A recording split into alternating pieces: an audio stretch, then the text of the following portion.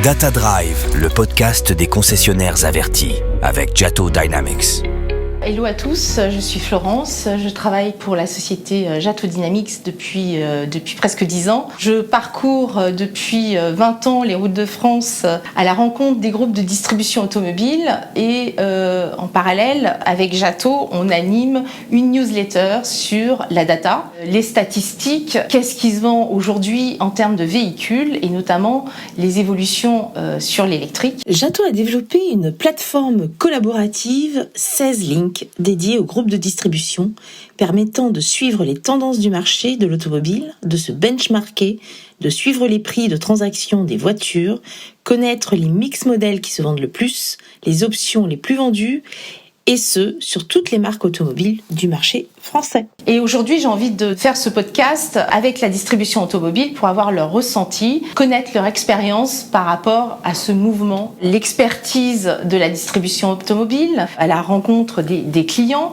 des utilisateurs, avec l'évolution des marques, l'évolution technologique, les véhicules électriques, les véhicules hybrides, les véhicules hydrogène qui arrivent sur le marché, des marques chinoises qui arrivent et qui menacent les marques existantes.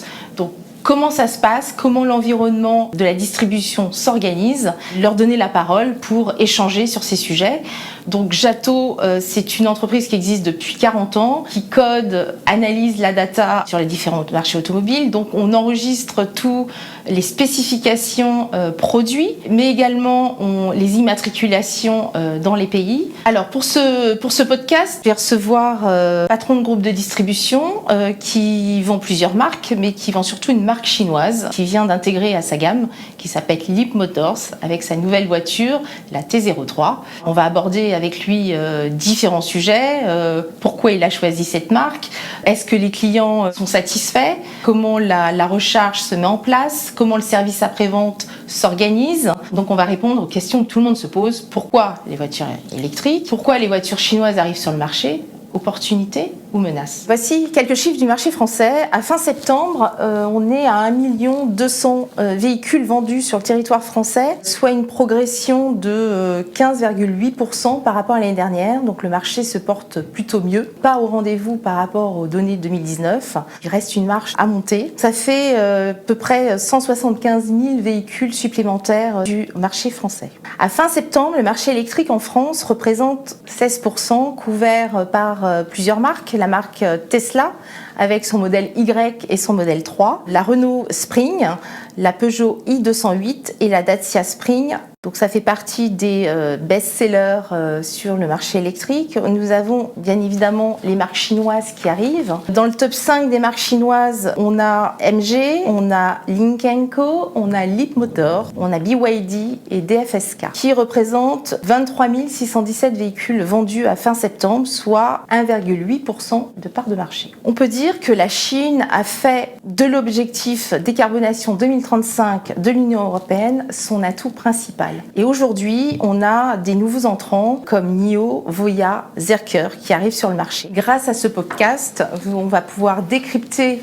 le marché de l'automobile, voir les évolutions avec des statistiques précises communiquées par Jato, et je vais vous aider à y voir plus clair. Bonjour Ludovic. Bonjour Florence. Merci d'être à mes côtés pour présenter ce podcast. Je te présente Ludovic Bourdet, groupe distribution automobile. Tu vas nous parler de ta marque que tu distribues et puis d'un modèle. Donc je te laisse aborder le sujet. Alors Ludovic, je suis distributeur automobile et aujourd'hui nous allons parler de Leapmotor et du modèle T03. C'est une citadine qui est un véhicule qui est plutôt petit gabarit, 100% électrique, super bien équipé. Quel est le plus par rapport à ses concurrents ? Qu'est-ce qui la démarque ? Sa ligne amusante, son autonomie, 280 km en WLTP, est réelle. Je l'ai utilisé pendant 3 mois et je vous garantis que l'autonomie est celle qui est annoncée. De quelle région viens-tu ? Dans les Yvelines, à Mantes-la-Ville pour être précis. Depuis le temps que tu es dans cet écosystème de la distribution automobile,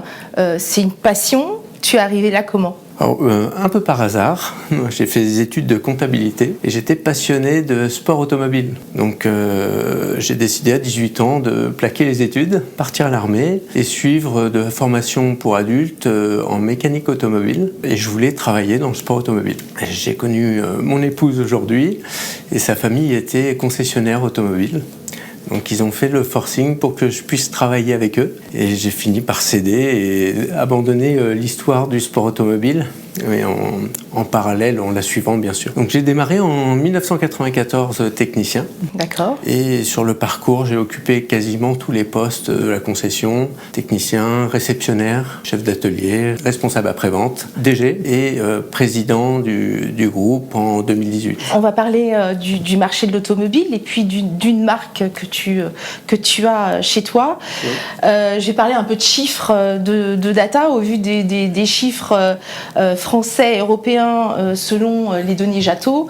Les constructeurs historiques sont un petit peu confrontés à une concurrence américaine avec Tesla et chinoise qui menacent leur position dominante. Donc je voulais avoir un peu ton avis avec l'arrivée des voitures électriques, tout ce bouleversement, l'offre automobile qui évolue énormément. Les clients sont perdus. Ils ne savent pas quoi acheter.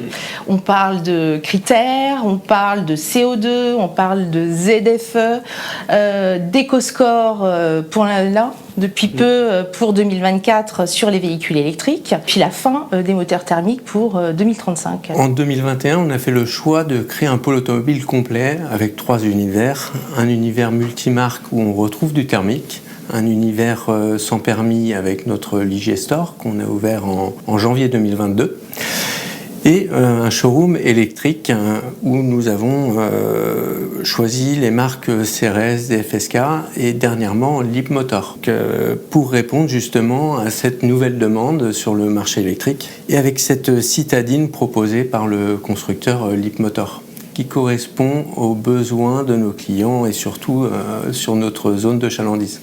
Merci pour cette transition. Leapmotor, donc on va parler de cette marque toute nouvelle sur le marché français. Donc tu la distribues depuis combien de temps ? Cette année. Cette année. Ok. Qu'est-ce que tu peux nous en dire ? Donc c'est aujourd'hui un modèle, la T03 ? Exactement. Donc on m'a proposé de venir l'essayer en octobre 2022. Pour savoir si nous étions intéressés pour la distribution. Et suite à l'essai, enthousiasmant, on a décidé de prendre la distribution de la marque Leapmotor et plus particulièrement le modèle T03. On les a reçus, nous, en avril, sur notre point de vente. Et nous en avons déjà livré 4. Et la 4e était cette semaine. Je te vois très séduit par cette nouvelle voiture. Est-ce que ça marche bien ? Est-ce que tu peux nous dire en termes d'autonomie, en termes de batterie de recharge, comment ça se passe ? En fait, elle a une autonomie qui est bluffante. Mon expérience d'utilisation de véhicules électriques, 417 km d'autonomie en ville, mais on parle souvent en WLTP, qui est la référence en autonomie sur l'ensemble des véhicules. Tout à fait, ouais. Donc elle est à 280 km. D'accord. Donc les clients qui l'utilisent aujourd'hui, c'est un petit challenge. On a 2 clients. On en a un qui est arrivé à 303 km d'autonomie. Et cette semaine, j'ai livré une Leapmotor T03 et elle est partie sur le défi de dépasser cette autonomie-là.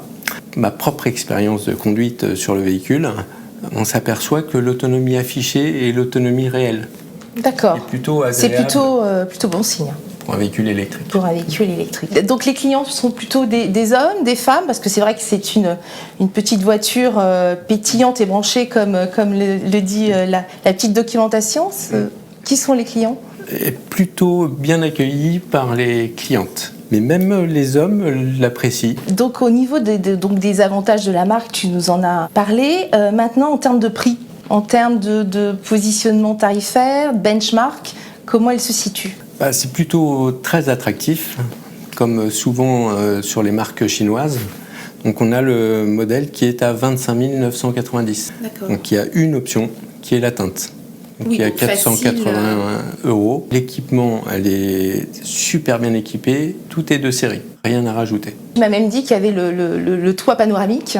Oui, toit panoramique qui est plutôt une option agréable à avoir sur le véhicule, ce qui n'est pas le cas sur les petites citadines au premier prix. C'est un petit plus. On n'est pas sans entendre à la radio que le gouvernement souhaite mettre le leasing social avec des voitures à 100 €. Est-ce qu'on y est avec la T03 ou est-ce qu'on est vraiment très loin ? Il y a une offre, effectivement, à 99 € avec des conditions bien sûr au bonus.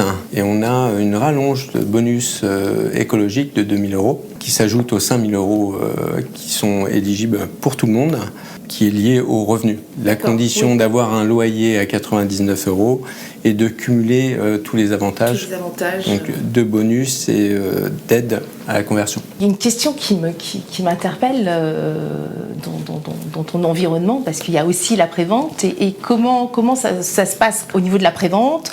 Il y a un problème ou une maintenance ou une révision à faire. Comment ça se met en place et combien ça coûte ? Alors nous avons nos techniciens, nous les formons. Il y a une habilitation électrique à acquérir pour pouvoir intervenir sur les véhicules. Donc nos techniciens sont formés. Pour l'entretien, c'est un entretien à 3000 km pour le premier. Et ensuite, c'est tous les 10 000 km ou un an. Premier terme échu. Okay. Et le premier entretien, il coûte combien à peu près ? 99 €. 99 €, parfait. Bien entendu, par rapport au thermique, nous n'avons plus de vidange, donc plus d'huile, plus de filtre, donc plutôt économie à l'usage et à l'entretien. Au niveau des pneumatiques, est-ce qu'il y a... comment ça se passe ? C'est comme un véhicule thermique ou la même consommation des pneumatiques ou... Aujourd'hui, on n'a pas suffisamment de recul pour pouvoir avoir un avis tranché, mais on évalue des pneumatiques qui pourraient se changer et avoir un espace qui s'allonge sur le remplacement. Parce qu'on a le frein moteur où on régénère en électrique, du coup on sollicite moins les freins, d'où l'allongement de durée de vie des pneumatiques. Est-ce qu'il y a des pannes là aujourd'hui ? Tu me dis que tu t'en as livré, que les clients roulent avec. Est-ce qu'il y a eu des pannes ? Est-ce qu'il s'est passé quelque chose ? Pour le moment, c'est un modèle extrêmement fiable. Moi, pour l'avoir utilisé pendant 3 mois, donc j'ai pas rencontré de soucis techniques dessus. On a eu une intervention en atelier, mais c'était une erreur d'utilisation plus qu'une panne. Donc peu de recul, mais les premiers temps plutôt agréablement surpris sur la fiabilité du modèle. Et en fait, l'erreur d'utilisation, c'est sur le câble de recharge, on a un réglage possible sur l'ampérage pour la recharge. Et en fait, malencontreusement, on a appuyé sur le bouton en allant sur une recharge faible. Donc, allongement de la durée de charge. D'accord. Donc, en remettant le bon réglage, on a retrouvé le temps de recharge normal. D'accord, ça fait partie des enseignements quand on a une nouvelle marque, une voiture, et notamment les véhicules électriques. Et sur l'autoroute, comment ça se passe ? Sur l'autoroute, malgré son gabarit, on monte à la limitation de vitesse, c'est-à-dire 130 km/h. D'accord. Le compteur indique même jusqu'à 140 km/h. On peut l'utiliser pour tous les usages, même si c'est un véhicule qui est destiné plutôt ville. Oui. Et extra-urbain. Et en nombre de places, on est sur une 4 places, c'est ça ? C'est bien ça, nous sommes sur une 4 places. Et je vois que là, il y a une plateforme Héracle spécifiquement créée par Leap Motors. Est-ce que tu peux nous en parler ? En fait, c'est un constructeur qui est plutôt sur la technologie, qui met beaucoup de moyens sur le développement de véhicules pour intégrer la batterie au niveau du plancher. D'accord. Une meilleure répartition des masses. La présentation de Leap Motors qui existe depuis combien de temps ? Est-ce que tu peux nous en dire un petit peu plus sur la marque ? C'est une marque qui a été créée en 2015. Donc très récente. Plutôt très récente, plutôt start-up au départ. D'accord. Sur l'intelligence artificielle. Nouvelle technologie, c'est vraiment sa spécialité. Donc ils arrivent sur le marché automobile. Et on devrait avoir des véhicules de plus en plus technologiques. D'accord. Et c'est-à-dire qu'il y a la reconnaissance vocale aujourd'hui qui existe. Comment ça se met en place ? Pas sur la T03, mais sur les modèles à venir. J'ai eu la chance de découvrir le modèle C11, qui est un SUV, qui n'est pas encore sorti, mais qui est bourré de technologies. Multi-écran, côté conducteur, central, côté passager. Il y a un équipement incroyable. D'accord. Et elle arrive quand, cette nouvelle voiture, sur le marché français ? 2024. Ah. Et en théorie, début d'année 2024. Début d'année 2024. Très bien. Avec des coloris aussi amusantes que la T03 ou des coloris plus classiques, disons. On va dire plus classiques, mais des nouvelles teintes gris-vert clair. On a des nouvelles teintes qui arrivent, mais un peu moins marquées que la T03. En termes de... alors, le benchmark, là, les clients, tu me disais que T03, c'est vrai que personne ne connaît. Voilà, donc c'est une prise de risque quand même quand on achète cette voiture. Ils se sont renseignés sur d'autres marques. Comment ils ont fait leur choix ? C'est ça qui est intéressant. Bien sûr. Souvent, on est en concurrence avec la Fiat 500 électrique. Oui. Et je te rejoins, donc nous, notre travail pour présenter la T03, c'est plutôt rassurer le client sur le fait que ce soit une nouvelle marque, un nouveau modèle. En face, on a une marque qui est plutôt reconnue sur le marché européen et français. Donc c'est vraiment ce côté-là qu'il faut qu'on mette en avant pour les rassurer de façon à ce qu'ils puissent acquérir le véhicule. Et pour l'instant, les premiers retours vont dans ce sens, dû à la fiabilité du véhicule. Et on a un prix qui est très attractif. Nous, la stratégie, c'est de découvrir le véhicule et surtout de le faire essayer. À partir du moment où il l'essaie, c'est plutôt très positif et engageant. La difficulté, donc, c'est de faire connaître la marque. Oui, tout à fait. Alors c'est vrai que tu es sur l'ouest tu es basé dans l'ouest parisien. Oui. Est-ce que tu as des clients qui sont vraiment dans le maillage régional ou tu as des clients qui viennent de région parisienne, de Paris par exemple ? Effectivement, on a des leads qui arrivent du 75, 92, 95, 78. D'accord. Donc effectivement plutôt large côté ouest. Donc l'évolution de la gamme, tu viens de nous en parler avec la nouvelle, la C11 qui va arriver prochainement. Pour toi, le fait donc tu fais d'autres marques automobiles, oui. Pourquoi ce choix de marques chinoises ? En fait, on a peu de propositions sur le marché électrique et surtout sur les citadines. Oui. Comme nous, on est sur une zone de chalandise où il y a beaucoup de citadines qui circulent, qu'on a un marché électrique qui arrive, le choix se portait sur cette marque-là. Vraiment tous les atouts, elle coche toutes les cases pour avoir l'enthousiasme de distribuer ce modèle-là. Et pour toi, donc, c'est une marque chinoise, menace ou opportunité, tu dirais ? Les deux. Effectivement, une menace parce que la première approche sur la marque chinoise, on privilégie plutôt le marché français, les marques françaises, voire européennes. Donc là, c'est vraiment la menace et l'opportunité. C'est un nouveau modèle qui arrive sur le marché. Et sur le marché électrique, il y a peu de choix. Donc c'est une opportunité. Et de manière plus large, comment tu vois ton métier, parce qu'il y a un vrai chamboulement, une vraie transformation du monde de l'automobile, comment tu vois ton métier évoluer ? Électrique, hydrogène peut-être ? Tu as un environnement après-vente qui est là ? Tu as des marques sans permis ? Jusqu'où vas-tu aller ? En fait, c'est pour ça qu'on a diversifié notre proposition. Effectivement, notre Ligier Store en sans permis. D'ailleurs, la marque Ligier, qui est une marque française, vient aussi à l'électrique, a sorti son premier modèle cette année. Sur la partie multimarque distinction, on a aussi quelques électriques qui arrivent, même si c'est très ancré thermique aujourd'hui, mais le pas est en train de se faire. Et nous avons créé un pôle automobile complet avec nos ateliers mécaniques, carrosserie, où nous pouvons traiter la partie électrique. Et nous avons rénové notre station Total Énergie entièrement, elle est toute neuve, et nous y avons inséré 4 emplacements de recharge rapide pour avoir la cohérence de la distribution de nos véhicules. On parlait des clients et la problématique de recharge à domicile et notamment au niveau des copropriétés. Et effectivement, la découverte client est primordiale. C'est-à-dire sur l'approche, la découverte, on doit vérifier que le client est éligible à l'utilisation d'un véhicule électrique qui puisse recharger ou à la maison ou sur son lieu de travail. Si ce n'est pas le cas, le bon conseil, c'est de l'orienter sur un autre véhicule qu'un véhicule électrique. Il n'y ait pas une insatisfaction après acquisition d'un véhicule électrique. Oui, tout à fait. On a tous eu autour de nous des personnes qui ont fait une tentative d'électrique et ils habitaient à la campagne, ils n'avaient pas de borne, c'était un peu compliqué, ils faisaient trop de kilomètres par rapport à l'autonomie du véhicule. Donc c'est vrai que c'est important, et je te rejoins complètement sur le sujet, de faire le 360 avec le client, et pour être bien sûr qu'il soit éligible à l'électrique. Exactement, ce qui permettra dans le futur de basculer peut-être à l'électrique, parce que ça évolue beaucoup. Oui. Le réseau de bornes s'étoffe, oui. Les possibilités de recharge également.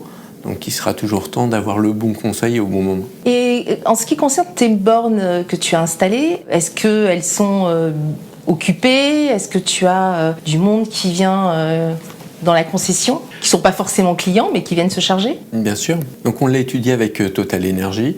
Donc on avait un business plan et bonne utilisation de ces espaces de recharge était plutôt à 3 ans. On l'observe ces derniers temps à l'ouverture. Très peu de clients qui viennent recharger. Puis au fil du temps, on s'aperçoit que de plus en plus souvent, on a des véhicules qui viennent recharger. D'accord. Okay. Tout horizon et dans un premier temps plutôt les professionnels. Oui. Et c'est quelles voitures qui viennent en majorité? Est-ce que tu as comme pour Tesla, les superchargeurs? Exactement. On a une borne 150 kg et une 300 kg, donc la plus forte, on va dire. Et nous avons aussi bien du Tesla que toutes les marques de véhicules électriques. Et ces derniers temps, de l'utilitaire électrique. Oui, en effet. Parce que les parcs évoluent et il y a l'obligation de toute manière de transformer son parc, sa flotte automobile. Et bien, écoute, je te remercie beaucoup. Merci Ludovic pour cette interview. C'était très agréable et puis de parler de cette nouvelle petite voiture et puis de la prochaine qui va arriver bientôt. D'ailleurs, n'hésitez pas, si vous voulez faire des commentaires, vous avez des questions, laissez les messages et on vous répondra sans problème et avec plaisir. Data Drive avec Jato Dynamics.